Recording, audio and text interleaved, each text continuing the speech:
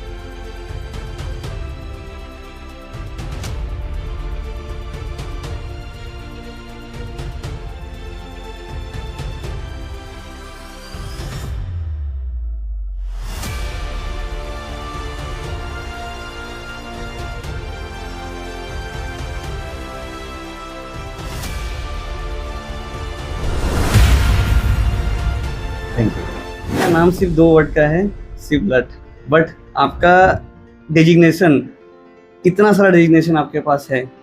और आज आशा करते हैं आज के पॉडकास्ट में हमारे जितने भी ऑडियंस देख रहे होंगे, आपके इस एक्सपीरियंस के साथ में अपने आप को कैसे ठीक रखेंगे, हेल्दी रखेंगे, आपके कुछ टिप्स उनके काम आएंगे। तो आप कैसे हैं अभी? बढ़िया, एकदम हेल्दी हैं? एकदम बढ़िया, एकदम हेल्दी। तो आज की डेट में आप 19 साल से आप अपना ये एक्सपीरियंस के साथ आप काम कर रहे हैं इस फील्ड में, मेडिकल फील्ड में।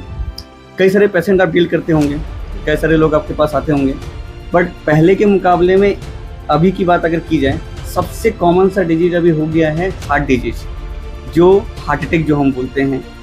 इसमें छोटा हो, बड़ा हो, बच्चा हो, किसी को भी आज के डेट में हार्ट अटैक हो जा रहे हैं। क्या उसका कारण ऐसा हो रहा है जो ये हार्ट अटैक हो रहा है? देखिए, हार्ट अटैक को कारण को जानने से पहले आपको जानना पड़ेगा हार्ट अटैक होता क्यों। हमारे हार्ट को 3 नाड़ियां ब्लड सप्लाई करती हैं जी। और हार्ट हमारा एक ऐसा चीज है जो हमारे माँ के पेट से बीट करना शुरू करता है और हमारी आखिरी सांस तक बीट करता है। हार्ट शुरू तो लाइफ शुरू और हार्ट खत्म तो लाइफ। तो उसको कंटिन्यूअस ब्लड सप्लाई की जरूरत है। आप 1 सेकंड भी उसका ब्लड सप्लाई रोक के नहीं चल सकते, उसको हमेशा ब्लड चाहिए होता है। तो ब्लड जब चाहिए वहां पर, तो वो जो नाड़ी है वो अंदर से साफ रहनी चाहिए, तभी तो ब्लड उसमें जाएगा ना।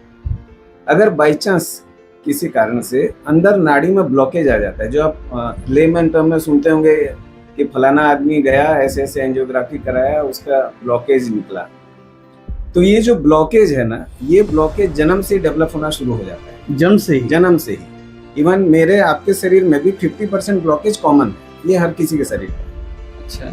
अब ये आपके ऊपर डिपेंड करता है, ये जो ब्लॉकेज है ना, इसका साइज धीरे धीरे बढ़ता है और इसका 5 major reason, diabetes, blood pressure, cholesterol, मोटापा और स्मोकिंग, ये major reason. Okay. Minor reason बहुत सारे हैं, जैसे अगर आप हमेशा स्ट्रेस में रहते हैं, हमेशा बैठे रहते हैं, ज्यादा चलना फिरना नहीं करते हैं, आपकी फैमिली में किसी को हार्ट अटैक का हिस्ट्री है। आजकल तो पॉल्यूशन भी एक रिस्क फैक्टर है, पॉल्यूशन भी एक रिस्क फैक्टर है, माइनर रिस्क फैक्टर है ना, हार्ट अटैक का, वो ब्लॉकेज का। अच्छा। मेन जो प्रॉब्लम है ना, ये कोई बहुत बड़ी चीज नहीं है, एक मूंग के दाने जितना बड़ी चीज है, उससे ज्यादा बड़ी चीज नहीं है, लेकिन ये जैसे बोलते हैं ना, एक चींटी भी हाथी को मार सकती है, वैसी है, ये मूंग के दाने जितना बड़ा है। बट ये ब्लॉकेज जो होता है वो धीरे धीरे करके बढ़ता है, लगभग बढ़ेगा। हार्ट अटैक आने से लगभग 7-8 साल तक लगता है इसको बढ़ते बढ़ते इंसान को हार्ट अटैक आने के लिए। बिल्कुल, हाँ, मिनिमम उतना लगता होगा आराम से। बट इस बीच में हमें पता कैसे चलेगा कि हमें ये ब्लॉकेज है? हाँ, मैं वही बता रहा हूँ कि पहले मैं जो आपके फर्स्ट क्वेश्चन का आंसर दे रहा हूँ कि आजकल ज्यादा क्यों हो रहा है। तो जो मैं 5 रिस्क फैक्टर बताया आपको, अब आज का खाना पीना और लाइफस्टाइल पिछले 20-30 सालों में वेस्टर्नाइज हो गया पूरा। यस। काम कम है, ज्यादातर काम मोबाइल और ऐप में है, और डायबिटीज की संख्या बढ़ गई, बीपी पेशेंट की संख्या बढ़ गई, हम जो खा रहे हैं कोलेस्ट्रॉल वाला खाना खा रहे हैं, तो वजन ज्यादा बढ़ गया, ओबेस पेशेंट की संख्या बढ़ गई। तो जैसे जैसे आपका मेजर रिस्क फैक्टर बढ़ेगा वो ब्लॉकेज का साइज बढ़ेगा, और जितना ब्लॉकेज का साइज बढ़ेगा उतना ब्लड फ्लो में आपको परेशानी आएगी। तो कोई दिन अगर हार्ट में कोई एक प्रॉब्लम होती है, जैसे अब ब्लॉकेज है, वहां पर पड़ा हुआ है, ब्लॉकेज है, बढ़ गया है 80-85%, 90% पहुंच गया, काम चल रहा है, लेकिन आप शरीर चल रहा है, शरीर चल रहा है, क्योंकि आप कोई मेहनत वाला काम कर नहीं रहे, तो आपको वो जो 10% एरिया बाकी है जहाँ से ब्लड फ्लो हो रहा है वो आपकी लाइफ के लिए सफिशिएंट है। लेकिन कोई दिन अगर आपको काम करना पड़ गया, कोई दिन आप स्ट्रेस में आ गए, कोई इमोशनल स्ट्रेस हो गया, जाड़े के दिनों में क्या होता है, जो नाड़ियाँ है ना वो सिकुड़ जाती है, तो जो 10% एरिया है ना वो और कम हो जाता है, 5% हो जाता है। वहां पर क्या होता है, वो ब्लॉकेज कई बार ब्रेक कर जाता है, अपने बेस से ब्रेक कर जाएगा। अगर वो ब्रेक कर जाएगा तो कहाँ जाएगा, ब्लड उसको पुश करेगा, सीधा आखिरी में ले जाएगा।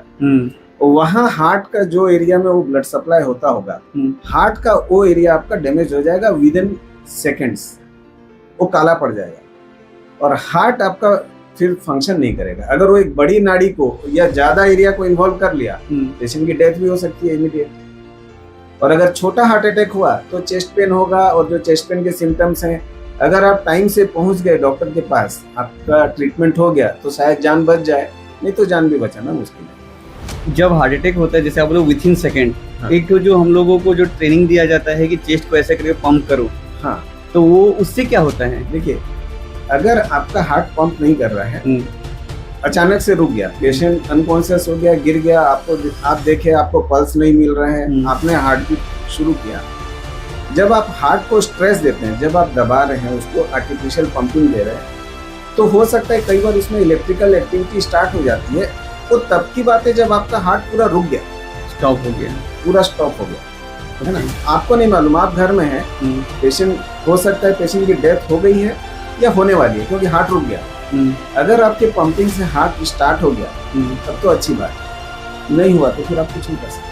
और अगर वो स्टार्ट अगर हो जाता है, कितना मिनट तक का रहता है, फिर हॉस्पिटल लेके जा सकते हैं? ऐसा कुछ नहीं, आपको इमीडिएट हॉस्पिटल लेना ही है, आप वहाँ वेट नहीं कर सकते, भाई चलो स्टार्ट हो गया। और फिर कब, क्योंकि प्रॉब्लम तो अंदर है ना, आप तो प्रॉब्लम को ठीक नहीं कर रहे हो, आप एक बार टेम्परेरीली हार्ट की एक्टिविटी को स्टार्ट कर दिए।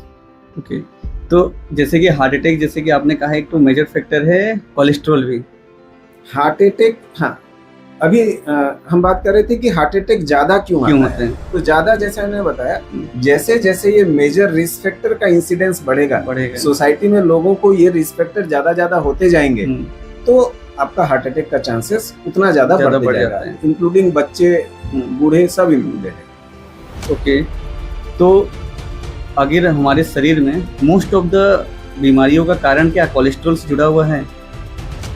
देखिए, बहुत सारी बीमारियों का तो नहीं बोलूंगा, लेकिन स्पेसिफिकली 2 बीमारी, जैसा मैंने आपको बताया हार्ट के बारे में, हार्ट में ब्लड सप्लाई होता है, ब्लड सप्लाई रुक गया, हार्ट का एक हिस्सा खराब हो गया, हार्ट अटैक हो गया, पेशेंट की डेथ हो गई या पेशेंट हॉस्पिटलाइज होकर ठीक हो गया। वैसे ही सेम चीज ब्रेन में भी होती है, जो आप सुने होंगे स्ट्रोक या पैरालिसिस होता है। अगर ब्रेन का एक हिस्सा में ब्लड जाना बंद हो गया, तो उस हिस्से को जो रिप्रेजेंटेशन आता होगा, जैसे मेरा ये राइट हैंड अभी काम कर रहा है, मतलब लेफ्ट ब्रेन सिग्नल दे रहा है इस हाथ को उठने के लिए, तो ये हाथ उठेगा, ये बोलेगा नीचे तो नीचे।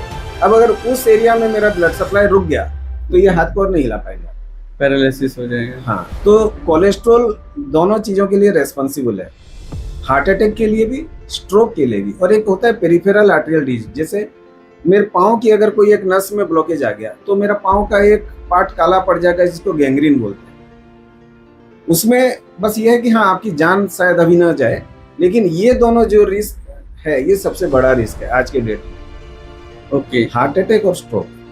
तो कोलेस्ट्रॉल के बारे में जब हम सुनते हैं, डाइटिशियन हो, मेडिकल में हो, सब कोई बोलते हैं कि कोलेस्ट्रॉल से मतलब अपने आप को मेंटेन करना है, कोलेस्ट्रॉल मेंटेन करना है, ज़्यादा आपका ज़्यादा बढ़ना नहीं चाहिए, एक नॉर्मल रेंज तक कोलेस्ट्रॉल होना चाहिए। हाँ, क्या है वो?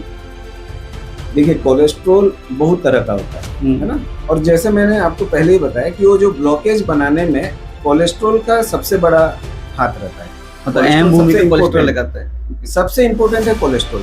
आप ये सोच लीजिए एक ग्रीस जैसी चीज है, ऑयली चीज है, और वो आपका वहाँ पर ब्लॉकेज तैयार कर रही है, वो कोलेस्ट्रॉल। अब कोलेस्ट्रॉल बहुत तरह का होता है, आप सुने होंगे गुड कोलेस्ट्रॉल, बैड कोलेस्ट्रॉल। हाँ, तो जो गुड कोलेस्ट्रॉल है ना, वो एक्चुअल में आपके ब्लड के कोलेस्ट्रॉल को कम करता है, और जो बैड कोलेस्ट्रॉल है वो कोलेस्ट्रॉल को बढ़ाता है और वो ब्लॉकेज को तैयार करता है। उसको बोलते हैं LDL, लो डेंसिटी लाइपोप्रोटीन, इसका जो फुल फॉर्म है, वो आपका मेन कोलेस्ट्रॉल है। अब उसका जो नंबर है, जो उसका होना चाहिए कोलेस्ट्रॉल आपके शरीर में जितना होना चाहिए जब हम ब्लड में नापते हैं, नॉर्मल अगर आप आदमी हैं, आपको कोई प्रॉब्लम नहीं है, कोई दूसरा मेजर रिस्क फैक्टर नहीं है, तो लेस देन 100 होना चाहिए। Less than 100? लेस देन 100 होना चाहिए। ओके, है ना। अगर उससे ज्यादा है तो हमको कम करना है। आपके पास कितना पेशेंट आए हैं जिसके पास 100 से ज्यादा हैं? मेरे पास लगभग जितने पेशेंट आते हैं आज के डेट में, सब 100 से ज्यादा? 90% का 100 से ज्यादा, 130, 140, किसी किसी का 180, 200 भी आता है। मतलब हाईएस्ट आपने कितना देखा होगा अपने पेशेंट्स लोगों में कि इसका इतना तक गया है मेरा? देखिए कोलेस्ट्रॉल जैसे मैंने बोला दो टाइप का होता है, एक LDL होता है, एक डेंजरस, और एक होता है ट्राइग्लिसराइड। ये थोड़ा अलग है, ट्राइग्लिसराइड अपने बाद में बात करेंगे। तो LDL जो मैंने देखा है 250 तक जाता है, 250 तक जाता है। हाँ। अगर जिसका 250 हो तो उसका हार्ट अटैक आने का चांसेस कितना रहता है? जितना ज्यादा आपका कोलेस्ट्रॉल बढ़ेगा, प्लस दूसरा रिस्क फैक्टर भी रहेगा, आप ऐड करते जाओगे। अच्छा। जैसे आप पिज्जा बना रहे हो, उस पर टॉपिंग डाल रहे हो, ये डाल रहे हो, वो डाल रहे हो, वैसे ही ये भी है। आपको शुगर है, आपके हार्ट अटैक का चांसेस ज्यादा हो गया। BP है तो और एक टॉपिंग डल गया, कोलेस्ट्रॉल है और एक टॉपिंग डल गया, वजन ज्यादा है और एक डल गया, फैमिली हिस्ट्री है और रिस्क बढ़ गया। तो रिस्क आपका बढ़ता जाएगा, आपका जितना ज्यादा रिस्क फैक्टर है आप बढ़ता जाएगा। कोलेस्ट्रॉल और फैट में क्या डिफरेंसेस है? देखिए फैट एक जनरल टर्म है जो आपको दिखता है। मोटा आदमी है, पेट में दिख रहा है, फैट है। फैट मतलब चर्बी है, जो पीला सब्सटेंस होता है, आप जब काटेंगे पेट को, जो पीला पीला सब्सटेंस है वो फैट है, वो दिखने में फैट है। और जो कोलेस्ट्रॉल है वो ब्लड में तैर रहा है, वो आप देख नहीं पाओगे, वो ब्लड में घुला हुआ है, आपको खाली आंखों से दिखेगा नहीं। तो एक केमिकल है जो ब्लड में मिला हुआ। ओके, कोलेस्ट्रॉल के कितने टाइप्स होते हैं? मैंने आपको जैसे बताया, हमारी ऑडियंस के जानने के लिए मेनली दो जो डेंजरस है, एक LDL है और एक ट्राइग्लिसराइड है। और जो गुड कोलेस्ट्रॉल है वो HDL, हाई डेंसिटी लाइपोप्रोटीन। ये तीन के बारे में अपने को जानना है। ओके। हाँ, यहाँ एक चीज मैं आपको बता दूं, बहुत सारे पेशेंट ये गलती करते हैं, सुन लिए इधर उधर से कि कोलेस्ट्रॉल बढ़ा होने से प्रॉब्लम होती है, कोलेस्ट्रॉल चेक करा लेते हैं। वे आके ना मेरे क्लिनिक में भी कई बार आते हैं और वो आके बोलते हैं स्टाफ को कि मेरा कोलेस्ट्रॉल चेक कर दो। Only cholesterol check? Only cholesterol. तो ओनली कोलेस्ट्रॉल हमको चेक नहीं करा, हमको लिपिड प्रोफाइल चेक करा। Lipid profile? Lipid, LIPID, lipid profile. उसमें आपका LDL, HDL, ट्राइग्लिसराइड सारा चेक होगा। क्योंकि होता क्या है, ये जो LDL, HDL और एक होता है VLDL, ये सब एक रेशियो में बटे हुए रहते हैं। आपको कई बार आप चेक करोगे, आपको लगेगा आपका टोटल कोलेस्ट्रॉल बढ़ा हुआ है, लेकिन एक्चुअल में वो LDL बढ़ा है कि VLDL बढ़ा है, HDL बढ़ा है, आप कैसे जानेंगे? HDL बढ़ा होकर भी आपका टोटल कोलेस्ट्रॉल बढ़ा हुआ हो सकता है, वहां आप टेंशन में आ जाएंगे मेरा टोटल कोलेस्ट्रॉल बढ़ा है, लेकिन एक्चुअल में वो गुड कोलेस्ट्रॉल के कारण बढ़ गया। ओके। और वहीं उल्टा भी हो सकता है ना। तो आपको कंप्लीट लिपिड प्रोफाइल चेक करना, उसी में पता चलेगा LDL बढ़ा है कि नहीं। हमारा मेन टारगेट जो है वो LDL कोलेस्ट्रॉल और ट्राइग्लिसराइड। ओके। तो कोलेस्ट्रॉल से कुछ फायदा भी होता है? देखिए भगवान जो भी हमारे शरीर में दिया है ना, कोई काम के लिए दिया है, हम उसको गलत तरीके से यूटिलाइज करते हैं। हमारे शरीर का एक एक सेल्स, स्किन का हो कहीं का भी हो, उसका जो सेल का स्ट्रक्चर है, सेल का जो वॉल रहता है, उसमें कोलेस्ट्रॉल बहुत जरूरी है। हमारा ब्रेन की जो न्यूरॉन्स रहते हैं, जो नर्व सेल्स रहते हैं, उनके बनने में कोलेस्ट्रॉल का बहुत इंपॉर्टेंट रोल है। कोलेस्ट्रॉल बिना बन नहीं सकता। इवन विटामिन D का जो स्ट्रक्चर है उसमें भी कोलेस्ट्रॉल। अच्छा। हाँ, जो हार्मोन्स होते हैं जैसे एस्ट्रोजन है, प्रोजेस्टेरोन है, टेस्टोस्टेरोन है, हम्म, वो भी कोलेस्ट्रॉल बिना बन नहीं सकता। तो कोलेस्ट्रॉल हमारी लाइफ के लिए एसेंशियल पार्ट है, उसके बिना आप ओके, सरवाइव नहीं कर सकते। मतलब उसकी बस वो अहम कितना भूमिका है। क्वांटिटी में आपको रखना है वो जरूरी है। वो इम्पोर्टेंट है। बैलेंस इज एवरीथिंग, आपको बैलेंस मेंटेन करना चाहिए। तो गुड कोलेस्ट्रॉल में क्या क्या चीजें आती हैं? नहीं, गुड कोलेस्ट्रॉल मतलब एचडीएल, जो ओके। आपके हार्ट हेल्दी है, हाँ। हार्ट फ्रेंडली है। हाँ। एचडीएल को ही हम लोग गुड कोलेस्ट्रॉल अच्छा, बोलते हैं। एचडीएल को ही गुड। बस ओके। एचडीएल ही गुड तो कोलेस्ट्रॉल। बैड कोलेस्ट्रॉल में क्या क्या चीजें आती हैं? बैड में जैसे मैंने बोला, एलडीएल को हम लोग बैड कोलेस्ट्रॉल बोलते हैं, हाँ, लेकिन हमको जो प्रॉब्लम करता है एलडीएल भी करता है और ट्राइग्लिसराइड, ये दोनों चीजें अपन दोनों को चीजें। problem- दोनों को हम लोग बैड बोल सकते हैं। इसको हम लोग को मेंटेन कैसे करना चाहिए, कोलेस्ट्रॉल जो हमारा जो हाई हो जाता है? हाँ, देखिए, कोलेस्ट्रॉल सबसे पहले तो लाइफस्टाइल है। हम्म, जो भी आप भी जानते हैं, मैं भी जानता हूँ, सब कुछ खाने में आपको 3 चीजें हटानी है। ओके। स्वीट्स, आप डायबिटीज हो नहीं हो, स्वीट्स, ऑयली, फ्राइड, जो भी समोसा, बड़ा, बाहर आप जो भी खा रहे हैं बाहर से, और रेड मीट, रेड मीट, ये मटन 3 चीज आपको type। हटाना है। हाँ, ओके। ये 3 चीज आपको हटाना है। आपको फ्रूट्स बढ़ाना है, फाइबर बढ़ाना है, हम्म, फ्रूट्स बढ़ाना है, वेजिटेबल बढ़ाना है, सलाद बढ़ाना है, ये आपको बढ़ाना है। और सबसे इम्पोर्टेंट है, खाना आपको कम खाना है। जितनी भूख है आपको खाना 20% कम खाना है। लोग अगर तो आप पेट जा- भर के खा लेते हैं, हाँ, जब तक पेट भरे नहीं तब तक उनको संतुष्टि नहीं हाँ। मिलता। कई लोग ऐसे होते हैं। तो उसके पीछे भी एक छोटा सा रीजन है। अगर आप 5 घंटे में 6 घंटे में खाएंगे तो आप ज्यादा खाएंगे।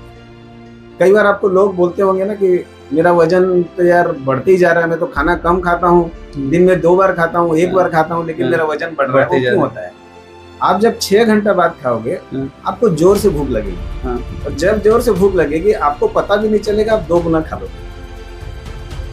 तो 2 गुना आप खा लिए तो वजन आपका बढ़ेगा कि कमेगा? बढ़ेगा। और आपके ब्रेन में ये है कि मेरे साइकोलॉजी ये है, मैं तो 1 बार खा रहा हूँ। अब जब 1 बार खा रहा हूँ तो मैं समोसा भी खाऊंगा, मैं पिज्जा भी खाऊंगा, क्योंकि मैं तो 1 बार खा रहा हूँ ना। अच्छा, तो मैं वैसे डबल खाया, मैं क्वांटिटी में डबल खा लिया, प्लस क्वालिटी में भी डबल खा लिया। जो कैलोरी इंटेक मेरे को लेना था, सपोज मेरे को 500 कैलोरी लेना था, मैं वैसे 1000 लिया, और फिर क्वालिटी वाइज में 1000 कैलोरी वाली चीज को डबल खा लिया, मतलब 2000 कैलोरी खा लिया। मेरे को खाना था दिन में 1500, तो मेरा 500 बढ़ गया, तो मेरा वजन घटेगा कि बढ़ेगा? ओके। तो वजन बढ़ेगा। तो जो आप- लोग 5 बार खाते हैं ना, थोड़ी भूख लगेगी, आप जब खाओगे ना, आप देखना थोड़ी भूख लगेगी, खाओगे तो आप कम खाओगे, क्योंकि ज्यादा भूख है ही नहीं आपको, आप खा ही नहीं सकते। तो जैसे कि कोलेस्ट्रॉल हमारे शरीर में जब बढ़ता है या कम होता है, हमें फिजिकली फील होता है? नहीं, कोलेस्ट्रॉल का ये सबसे बड़ा मिथ है। लोगों को लगता है कि कोलेस्ट्रॉल बढ़ेगा तो मुझे फील होगा। कोलेस्ट्रॉल का कोई भी सिम्टम नहीं होता। इवन ये जितनी भी बीमारियां हैं, modern disease, diabetes, blood pressure, cholesterol, मोटापा, ये चारों का कोई सिम्टम नहीं है। मोटा आदमी भी बोलता है मेरा वजन ठीक है, मेरे को कोई बीमारी नहीं खाते है। भी देख रखा हूँ। हाँ, मोटापा को हम लोग बीमारी में गिनते नहीं। और कोलेस्ट्रॉल का तो कोई भी सिम्टम नहीं है, एकदम भी नहीं। इसमें मैं एक जो हम लोग रेगुलर फेस करते हैं पेशेंट के साथ, पेशेंट के मन में क्या रहता है, जैसे पेशेंट मेरे पास कई बार आते हैं, सर मेरे को ना कल रात से चेस्ट पेन हो रहा है, और मैं ना आज सुबह सुबह कोलेस्ट्रॉल चेक करा है, मेरा कोलेस्ट्रॉल बढ़ा है, थोड़ा आप देखिए। तो जैसा मैंने पहले ही बताया, अगर आपका कोलेस्ट्रॉल बढ़ा हुआ है ना, जब आपको चेस्ट पेन हुआ है, उस समय आपको कोलेस्ट्रॉल चेक करा के कोई ज्यादा बेनिफिट होने वाला नहीं, क्योंकि उस समय तो जो आपके शरीर का नुकसान होना है, अगर हार्ट अटैक हुआ है तो हो गया, ठीक है। अब आप नेक्स्ट हार्ट अटैक को प्रिवेंट करने के लिए कोलेस्ट्रॉल देखेंगे, तो उस समय आप कोलेस्ट्रॉल चेक कराएं ना कराएं कोई फर्क नहीं पड़ता। आपको तब चेक कराना है जब आपको कोई प्रॉब्लम नहीं है, नथिंग, एब्सोल्युटली नॉर्मल है। लेकिन हमारे इंडिया में जब तक प्रॉब्लम हो नहीं तब तक डॉक्टर के पास जाते नहीं। हाँ, वही तो कारण है ना कि अभी हार्ट अटैक की संख्या क्यों बढ़ रही है। आप जो रेगुलर सुनते होंगे, कोई सेलिब्रिटी है, कोई जिम में एक्सरसाइज कर रहा था, उसको हार्ट अटैक आ गया, तो ऐसा नहीं है कि उसको प्रॉब्लम नहीं थी, अब वो तो चला गया। आप एक चीज बताइए, हमारे जितने भी ऑडियंस हैं, आप हैं, जब भी ऐसी न्यूज सुनते हैं, कभी आप ये सोचते हैं कि सामने वाले को तो आ गया, वो 35 साल का लड़का था, मेरी उम्र तो 40 की है, तो मुझे भी आ सकता है क्या? मेरे को भी आ सकता है क्या, एक बार डॉक्टर से जाके मिल लूं या पूछ लूं। तो उसको प्रॉब्लम थी, लेकिन वो तो आप तो उसको जानते नहीं पहचानते नहीं हो, आके आपको तो घर में बताएगा नहीं भैया मेरा कोलेस्ट्रॉल था, शुगर था, बीपी था, बताएगा नहीं, तो बताएगा नहीं। तो ये सब चीजें अंदर रहती है। आपको सबसे अच्छा ट्रीटमेंट का समय होता है जब आपको कोई सिम्टम ना हो। आपको सिंपल एनुअली एक चेकअप कराना है, साल में एक बार। साल में एक बार कराएं तो सफिशिएंट है। अगर आपको कोई प्रॉब्लम नहीं है या अगर आप मेडिसिन नहीं ले रहे हैं और सब कुछ ठीक है, तो अगर प्रॉब्लम है तो फिर डॉक्टर आपको गाइड करेंगे 2 महीना में 3 महीना में उसको रिपीट करना है। आपको अपना शुगर, ब्लड प्रेशर, कोलेस्ट्रॉल, वजन, बाकी चीजें भी, किडनी, लीवर, सब कुछ साल में एक बार चेक कराना है। कोई बहुत ज्यादा खर्च वाला काम भी नहीं है ये, मुश्किल से 1500-2000 रुपए का खर्च है इसमें। आपका सारा डिटेल पता चल जाएगा, उस हिसाब से आपको दवाई लेनी। तो कोलेस्ट्रॉल सिर्फ ओवरवेट वाले लोगों की प्रॉब्लम होती है कि नॉर्मल लोगों के साथ भी कोलेस्ट्रॉल का प्रॉब्लम होता है? नहीं, ये अगेन एक मीथ है पेशेंट को। पेशेंट को लगता है कि मैं तो पतला दुबला स्लिम हूँ, मुझे क्यों हार्ट अटैक आएगा, मुझे क्यों कोलेस्ट्रॉल होगा। तो वजन से इसका रिलेशन है, ज्यादा वजन वाले को नेचुरली ज्यादा चांसेस है, लेकिन इसका मतलब ये नहीं है कि पतला आदमी का कोलेस्ट्रॉल नहीं है।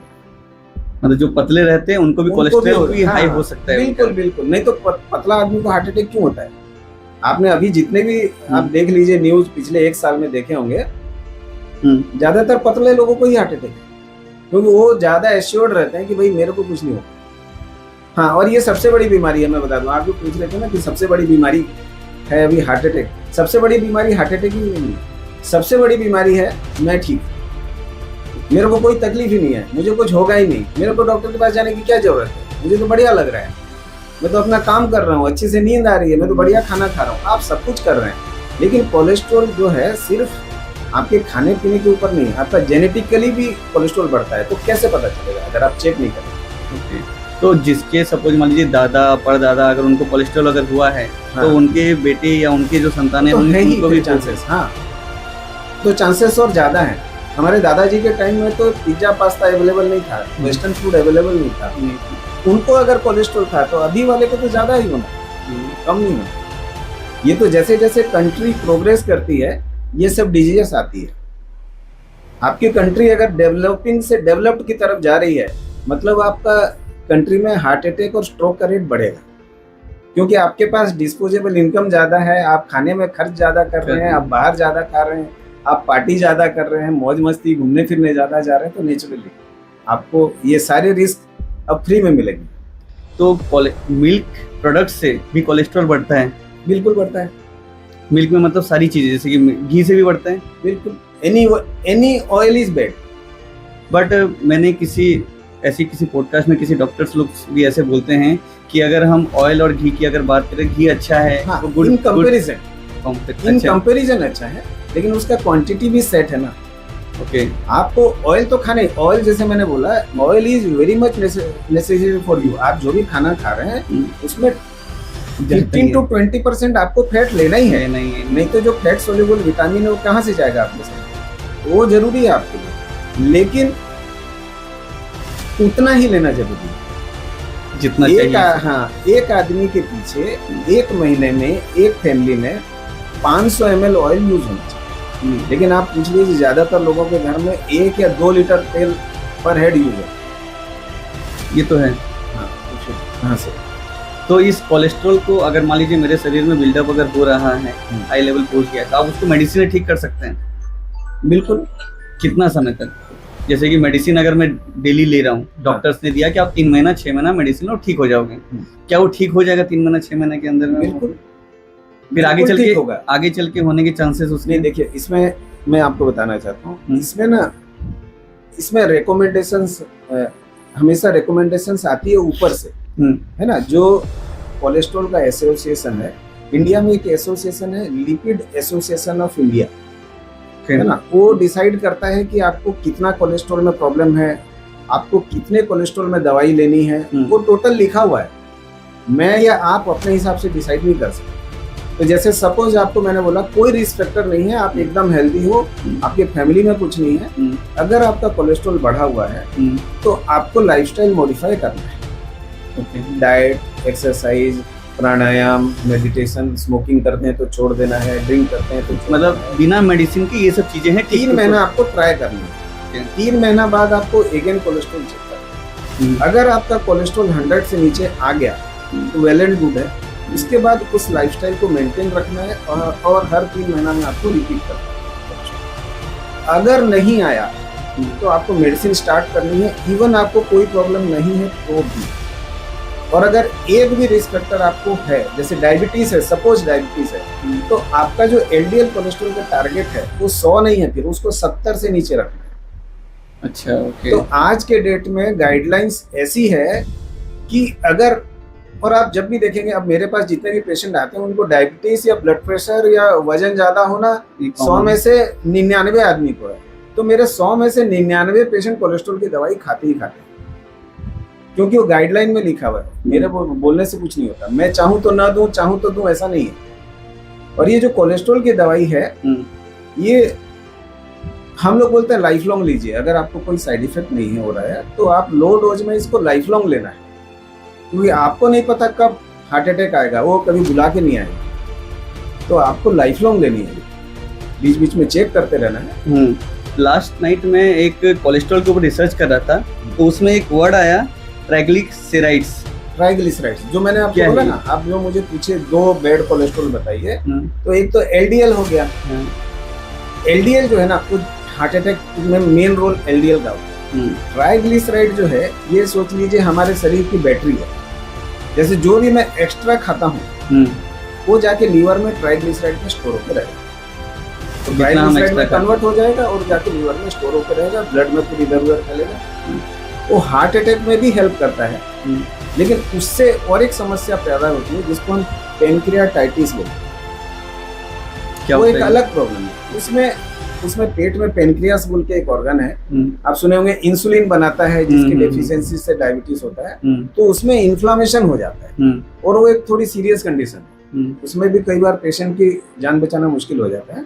तो हाई ट्राइग्लिसराइड्स अगर किसी का है, और कई पेशेंट का ये आता है, और ये इवन जैसे एलडीएल 250 तक आप देखेंगे, ये तो 800, 1000, 1200 तक भी जाता है ट्राइग्लिसराइड्स। और इसका भी ट्रीटमेंट जरूरी है। अगर बढ़ा हुआ है तो लाइफस्टाइल से तो करना ही है। अगर आपका ट्राइग्लिसराइड 400, 500 से ज्यादा बढ़ा हुआ है तो उसमें मेडिसिन की भी जरूरत है। इसमें एक चीज बता दूं, कई लोग क्या है कि ट्राइग्लिसराइड देख लेते हैं और 250 ट्राइग्लिसराइड देख के एकदम घबरा जाते हैं कि मेरा कोलेस्ट्रॉल बहुत ज्यादा बढ़ गया। तो ट्राइग्लिसराइड का 250 होना उतना डेंजर वाली बात नहीं है। एलडीएल का 120 होना भी ज्यादा डेंजर है। तो ट्राइग्लिसराइड की दवाई हम लोग तभी शुरू करते हैं, जो एसोसिएशन की गाइडलाइन है, हम लोग 400, 500 के ऊपर ही शुरू करते हैं। इससे पहले हम लोग दवाई यूजुअली नहीं देते ट्राइग्लिसराइड। लेकिन एलडीएल में हम लोग देते हैं। एलडीएल मिनिमम कितना से आप लोग देते हैं मेडिसिन? 100 से अबव है तो देना है, और अगर डायबिटीज आपका है तो 70 से अबव है तो देना है, और अगर आपको डायबिटीज, बीपी, मोटापा ये सब है तो 50 से अबव में भी देना है। तो आप कुल मिला के ये सोच लीजिए, अगर आपको एक भी रिस्क फैक्टर है तो 99% चांसेस है कि आपको कोलेस्ट्रॉल की दवाई खानी ही। कई सारे डॉक्टर्स का ये कहना, कई पेशेंट्स का ये कहना रहता है कि डॉक्टर्स लोगों में से, जैसे कि हमें बस डॉक्टर के पास जाना है, डॉक्टर को हमको बस लूटना है, मेडिसिन दे के खिलाना है, पिलाना है, लूटना है। तो कई लोग आज की डेट में एलोपैथिक डॉक्टर के मुकाबले में आयुर्वेदिक तरफ, होम्योपैथिक तरफ में डाइवर्ट हो रहे हैं, जाते हैं। देखिए, आज के डेट में आपके पास गूगल है, हर किसी के पास गूगल है। आप सर्च कर लीजिए, आप अपनी हिस्ट्री गूगल, अब तो चैट जीपीटी भी आ गया, आप वहाँ लिख दीजिए कि मेरी एज इतनी है और मेरे को ये प्रॉब्लम है, शुगर है, बीपी है, कोलेस्ट्रॉल है, मेरा कोलेस्ट्रॉल इतना है। आप पूछ लीजिए वो क्या बोलता है। वो तो आपसे पैसे नहीं ले रहा है, वो भी वही बोलेगा आप जो मैं बोला, क्योंकि वो तो गाइडलाइन से चलेगा, वो तो और ज्यादा गाइडलाइन से चलेगा। मैं तो फिर भी गाइडलाइन से थोड़ा पेशेंट को देख के अपने हिसाब से डिसीजन लूंगा, लेकिन वो तो बताएगा कि हाँ ये एसोसिएशन गाइडलाइन में लिखा हुआ है और आपको ये दवाई लेनी चाहिए, या वो ये बोल देगा आपको डॉक्टर को दिखाना है। अगर वो नहीं बताना चाहे, किसी गवर्नमेंट नियम कानून की वजह से अगर नहीं भी बताए तो वो तो बताएगा, आप पूछ लीजिए उसको। लेकिन इसमें मेन प्रॉब्लम क्या है, देखिए, मैं अगर आपको एक कोलेस्ट्रॉल की दवाई एक्स्ट्रा दे भी देता हूँ, सपोज एक दिन का खर्चा कितना है, मैक्स टू मैक्स 10 रुपया कोलेस्ट्रॉल की दवाई। और वो भी अगर आप जॉन औषधि केंद्र से लेते हैं तो 1 रुपये 2 रुपये में भी दवाई आ जाती है। हम तो बोल नहीं रहे, आप कहीं से भी ले लीजिए दवाई। आपके महीने का खर्चा आ गया 10 रुपये भी मानता हूँ तो 300 और 12 महीने का 7200। ठीक है, आप 5 साल भी खाए, आपका कितना 30-40 हज़ार रुपये खर्चा आपका आ गया। आपका एक खर्चा ही हुआ, मैं मानता हूँ। अब आप ये सोचिए, लोग मेरे साथ जो पेशेंट की, अब मैं इतने पेशेंट देखता हूँ जो उनकी जो बैक ऑफिस बैकएंड की जो स्टोरी है ना, वो बहुत कम लोग एनालाइज करते हैं। मैं कई बार एनालाइज करता हूँ। तो एक छोटी सी स्टोरी मैं आपको बताता हूँ। होता क्या है, ये डायबिटीज से रिलेटेड है, कोलेस्ट्रॉल से तो है ही, लेकिन डायबिटीज से रिलेटेड है। अब डायबिटीज में भी लोगों का सेम कहना है कि मैं एलोपैथी में जाता हूँ तो मेरे को दवाई खिलाते हैं, मेरा खर्चा बढ़ा देते हैं। ठीक है, मेरे कई पेशेंट है, एक पेशेंट की स्टोरी बता रहा हूँ। किडनी पेशेंट था, वो डायबिटीज था। पहले उसको 5 साल 7 साल बोला गया भाई कंट्रोल कर लो, नहीं तो ऐसा होगा वैसा होगा। लास्ट में किडनी खराब हो गई। अब किडनी, अब उसको पता है, मैं उसको कई बार बोला हूँ, तो वो मैं कई बार देखता था, रास्ते में भी वो मिलता था, वो साइड होके निकल जाता था। उसको लगता था सर मेरे को कुछ पूछ लेंगे तो मैं फंस गया हूँ। ठीक है, हम लोग को पता है, हम लोग कुछ बोलते नहीं है, लेकिन अब उसकी किडनी खराब हो गई। अब उसके साथ क्या क्या खर्चा हुआ, अब आप कैलकुलेट कीजिएगा। अब वो किडनी का पेशेंट है, किडनी के पेशेंट को कौन नौकरी देगा? कोई नहीं। एम्प्लॉयमेंट गया, जो महीने के 10-20 हज़ार उसकी नौकरी थी वो गई। किडनी का पेशेंट का खर्चा कितना होता होगा? महीना में लगभग 5,000 से ज़्यादा नहीं, वो डायलिसिस में था। अच्छा, महीने का खर्चा 30,000। अच्छा, महीने का खर्चा 30,000। 20,000 की नौकरी गई, 30,000 का खर्चा। अब डायलिसिस के लिए उसको हफ्ते में 3 दिन डॉक्टर के पास जाना है, और वहां वो बोल नहीं सकता मेरे को एलोपैथी डॉक्टर लूट लेगा, क्योंकि आप डायलिसिस नहीं करा के तो जिंदगी बचेगी ही नहीं, वो आप कराना ही पड़ेगा कंपल्सरी। आप अभी तभी बोल सकते हैं जब आप फिट एंड फाइन है, आपको कोई बड़ी प्रॉब्लम नहीं हुई है, तब तक आप बोलेंगे कि डॉक्टर मेरे को लूट लेगा, मैं डॉक्टर के पास क्यों जाऊँ, एलोपैथी वाले लूटते हैं वगैरह वगैरह कुछ। लेकिन जब आप सीरियस हो जाएंगे तब आपको एलोपैथी डॉक्टर के पास ही जाना पड़ेगा। उस समय कोई दूसरा पैथी काम नहीं आएगा, रात को 12 बजे कोई दूसरा पैथी। तो अब उसको हफ्ते में 3 बार डायलिसिस के लिए जाना है, कौन लेके जाएगा? घर की न्यूक्लियर फैमिली है आजकल, एक लड़का है एक लड़की है, नेचुरली बेटी तो जाएगी नहीं, बेटा जाएगा। अब जो बेटा हफ्ते में 3 बार डायलिसिस कराने के लिए लेके जाएगा, वो पढ़ाई करेगा कि पढ़ाई छोड़ेगा? अगर नौकरी कर रहा है, नौकरी करेगा कि नौकरी छोड़ेगा? छोड़ना ही पड़ेगा। उसका भी करियर बर्बाद कर दिया आपने, है ना। माँ क्या करेगी? वाइफ, जो पेशेंट की वाइफ क्या करेगी? वो दिन भर खाना बनाएगी और हॉस्पिटल लेके जाएगी, जाएगी आएगी, जाएगी आएगी। अब आप मुझे बताइए, एक मिडिल क्लास आदमी, नौकरी चले गई, खर्चा 2 गुना 3 गुना बढ़ गया, बेटे की भी नौकरी चले गई या पढ़ाई उसकी डिस्टर्ब हो गई, करियर बर्बाद हो गया, वो और 2-3 साल बाद डायलिसिस वाला पेशेंट मैक्सिमम 3-4 साल जिंदा रहता है। 3-4 साल बाद वो भी चला गया। उसके बाद उनके घर में क्या रहेगा? कुछ नहीं। नौकरी बाप की गई, बच्चे का करियर गया, जो सेविंग थी वो ट्रीटमेंट में चले गई। कई लोगों का घर भी बिक जाता है, टोटल फैमिली खत्म हो जाती है। तो ये सोचना गलत है। देखिए, होंगे कुछ लोग होंगे जो इस तरह से अननेसेसरी मेडिसिन देते होंगे, लेकिन अगर आप वैसे खर्चा कर लेते, कितना कर लेते आप? अगर आप डायबिटीज को अच्छे से ट्रीट कर रहे हैं, कोलेस्ट्रॉल को अच्छे से ट्रीट कर रहे हैं, मुश्किल से मुश्किल आपका महीना का आज के डेट में 1,000-2,000 रुपया से ज्यादा खर्चा नहीं आता। एवरेज पेशेंट की बात कर रहा हूँ। कुछ लोगों का 5,000 भी आता है, कुछ लोगों का 500 भी आता है, क्योंकि एवरेज खर्चा 2,000 आता है। वो आपको करना ही है, क्योंकि आप अभी प्रिवेंशन में खर्चा कर रहे हो। प्रिवेंट करेंगे तो आपकी किडनी, आपका हार्ट 10 साल लास्टिंग करेगा, 20 साल लास्टिंग करेगा, 30 साल लास्टिंग करेगा। अगर आप इस तरह के प्रोपागेंडा में आ गए, अब इधर उधर से दवाई लेने लग गए, और जो इधर उधर से दवाई लेते हैं ना, उनके साथ एक प्रॉब्लम और क्या होती है कि सपोज आपको आयुर्वेदिक लेनी है, मैं बोलता हूँ आयुर्वेदिक लीजिए, कोई दिक्कत नहीं, मेरा कोई झगड़ा नहीं है आयुर्वेदिक वाले से, लेकिन आप प्रॉपर आयुर्वेदिक के डॉक्टर के पास जाइए, उनसे प्रेस्क्रिप्शन लीजिए, उनसे दवाई लीजिए।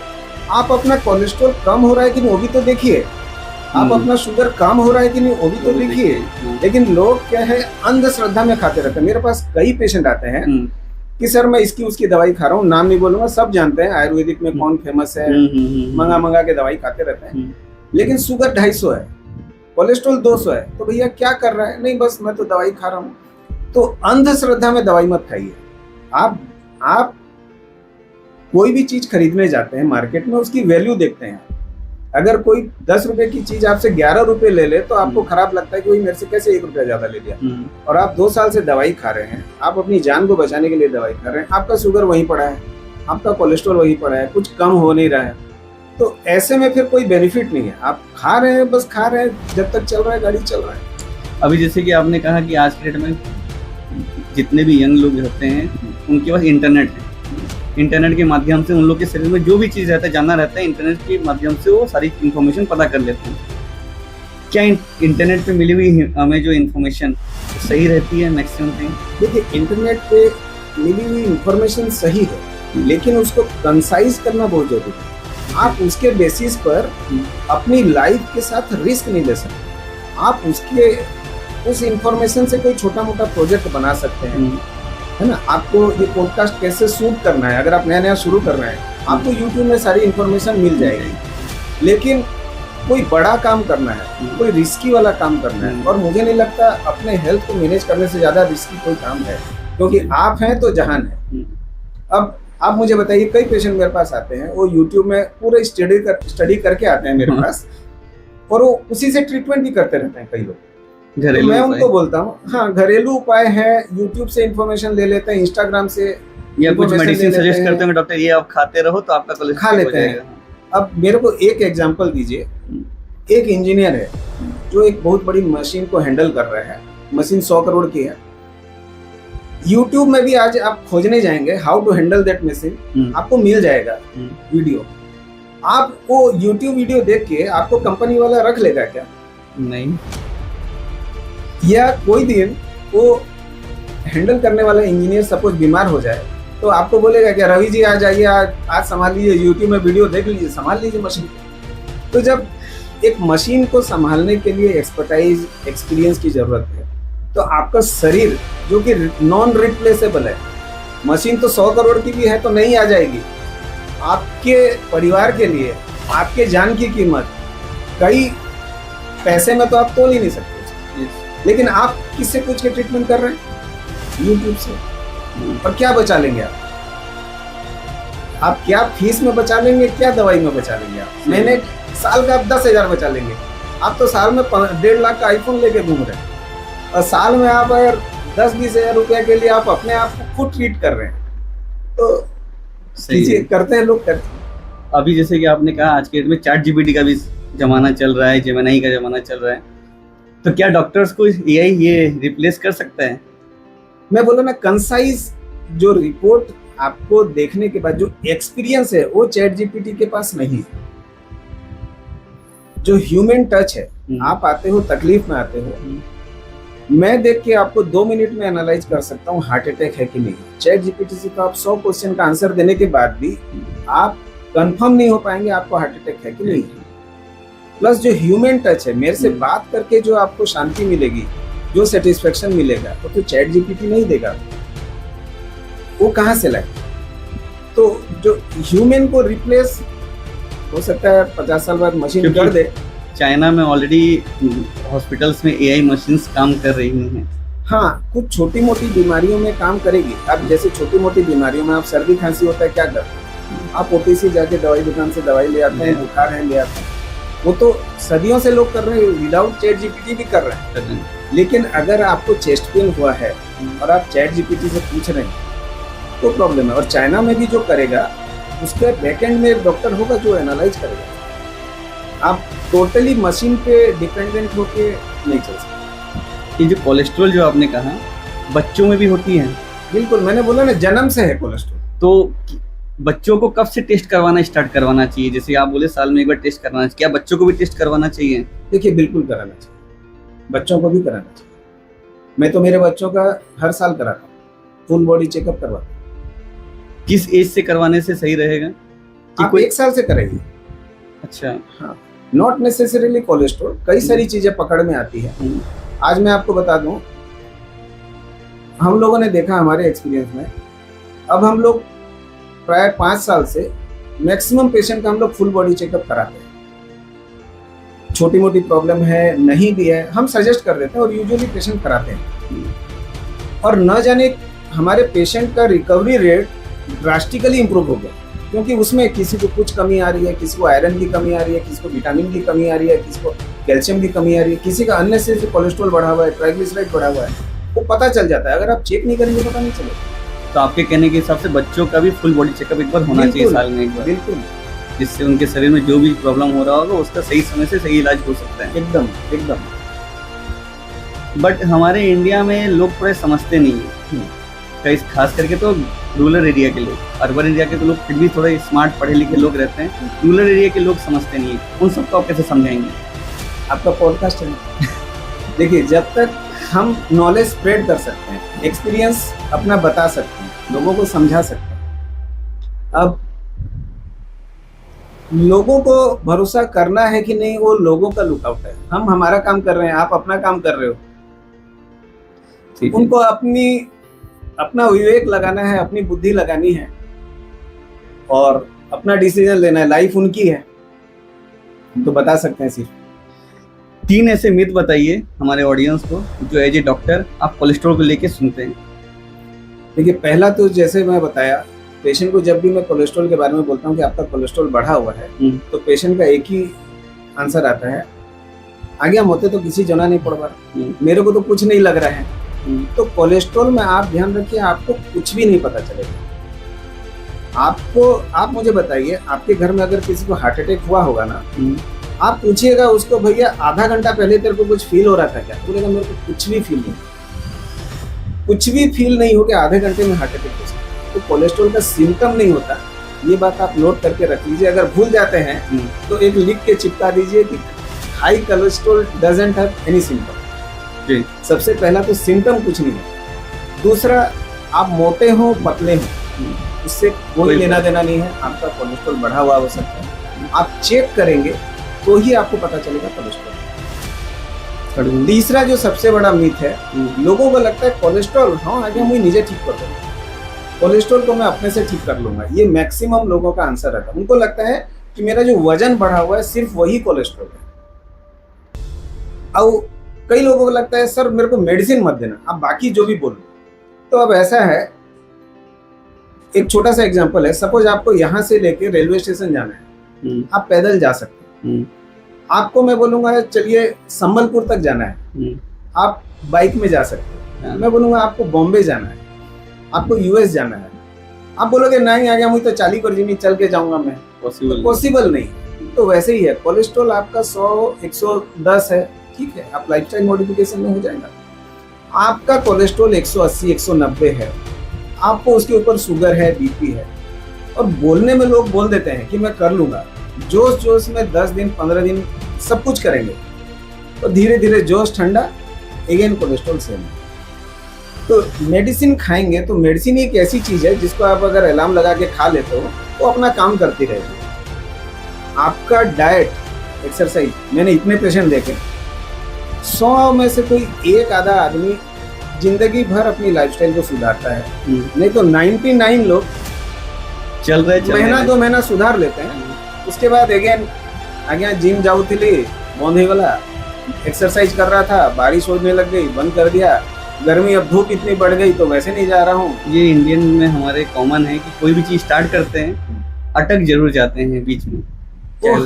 वो एक साइकोलॉजिकल फैक्ट है, वो हर चीज में होता है। आप कोई भी काम कीजिए, अनलेस अनटिल आप प्रोफेशनली कर रहे हैं, जैसे अब आप स्टूडियो चला रहे हैं, आपको न्यूज देना है, तो आप आएंगे ही आएंगे। आपको तकलीफ है तो भी आपको लगे भाई मेरा तो काम है, ये तो घर कैसे चलेगा, मुझे तो जाना ही है। वैसे ही मुझे क्लिनिक जाना है, मतलब जाना है, लेकिन मैं जो एक्स्ट्रा काम कर रहा हूँ ना, जहाँ से मेरा घर नहीं चलता, वो उसको मैं लॉन्ग टर्म के लिए कर पाना बहुत मुश्किल है, इम्पॉसिबल है। एक फुटबॉल प्लेयर को आप बोलेंगे वो रोज सुबह ग्राउंड में पहुंच जाएगा टाइम से, क्योंकि वो उसका मेन पेशा है। तो आदमी अपना मेन पेशा वाला काम को जिंदगी भर करता है।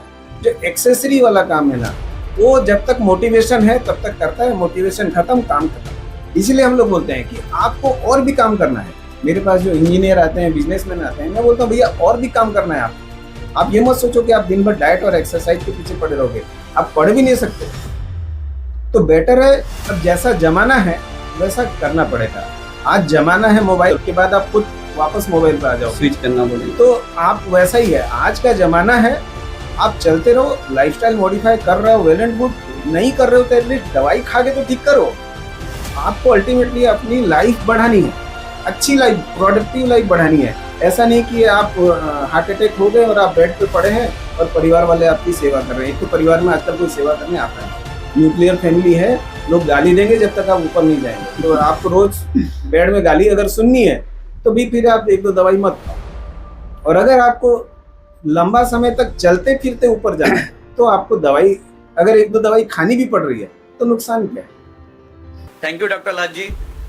Knowledge is power and cholesterol पे ट्रू एंड रिक्वायर्ड नॉलेज जो आज के समय में हर कॉमन मैन को पता होनी चाहिए। और आज इस पॉडकास्ट के थ्रू एंड डॉक्टर लाड के एक्सपीरियंस से हमें काफ़ी सारी चीज़ें पता चली एंड आई होप आप सब इसे फॉलो करेंगे। हेल्थ मेंटेन करना आज के टाइम में बहुत टफ हो जाता है और आपके लिए इसे इजी बनाते हैं डॉक्टर लाड जैसे एक्सपीरियंस डॉक्टर्स। इन्हें अप्रोच करने के लिए आप ऑनलाइन या ऑफलाइन दोनों तरीके से इन्हें कांटेक्ट कर सकते हैं। एड्रेस एंड कॉन्टैक्ट डिटेल्स आपको डिस्क्रिप्शन में आपको मिल जाएंगी। और हाँ, हम दोनों आप लोगों को फिर से मिलेंगे किसी नए हेल्थ टॉपिक के साथ। So stay tuned for next episode of our health series.